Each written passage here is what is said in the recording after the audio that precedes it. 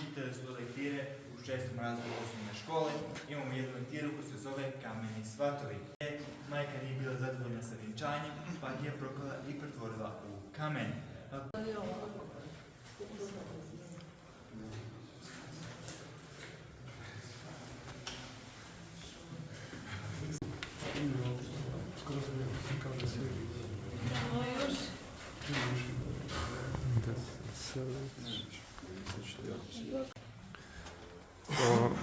Lord of the Rings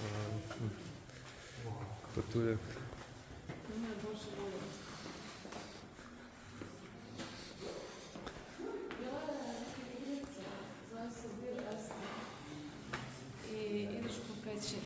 Ako pogledate gore na plafonu vidite ove male melen stalaktitiće gore. Znači to su strani istražitelji imenovali špageti. Crna boja, ne brinite, nije putem utjecaja vatre, nego putem jednog minerala što se zove mangan. Kada on oksidira sa velikim mineralom kalcijom, ta crna boja će se stvoriti. A rekao sam da ću pokazati koroloide, ovdje ih možete.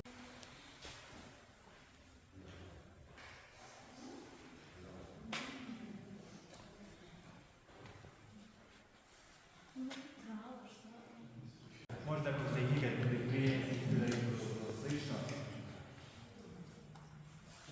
A moje kolege vrlo ovdje pokazati da je nešto kako da je kosti, ko su to što vidite, ovo bilje travu, jer tamo baš ništa ne vidite, da je mislimo, možda samo malo sa ovdje, ima kao replič, pa da će vam pastao, to bi trebalo biti. Milimetar bilo kakve špijske forme, da narastu na našoj špilji, treba 30 do 100 godina. Znači ovo je jedan mali korolid.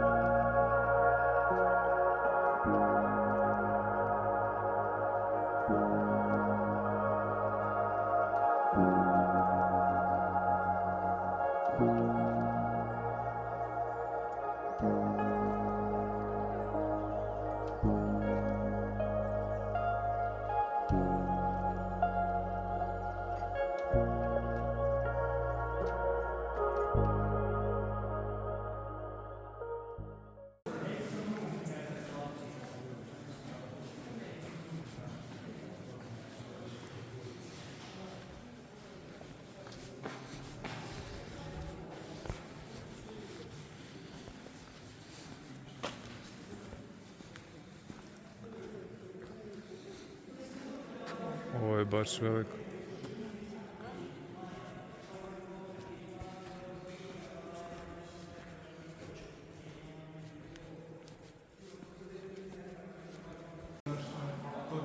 Ovdje, osim te jedne ljudske kosti, pronašli smo još dokaze da su ti špilski medvjedi bili lovljeni.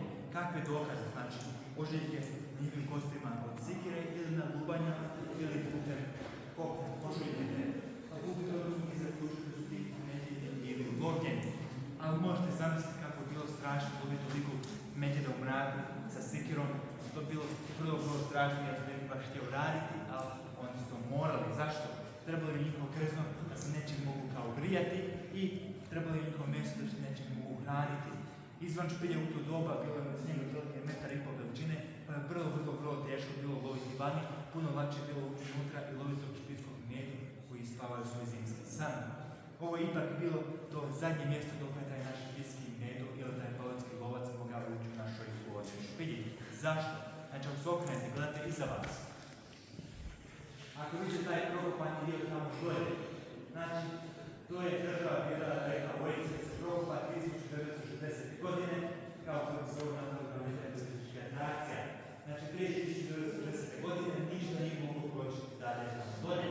Jedni razlog što znamo da mi još ide tamo, da ako vidite ovaj tu mali kratki prolaz ovdje, tu da su se ljudi gospodi ruku na svoja leđa i prošli ruke unutra, tako jedino znamo da ima još te naše špilje za viditi. Ali, kao običajno,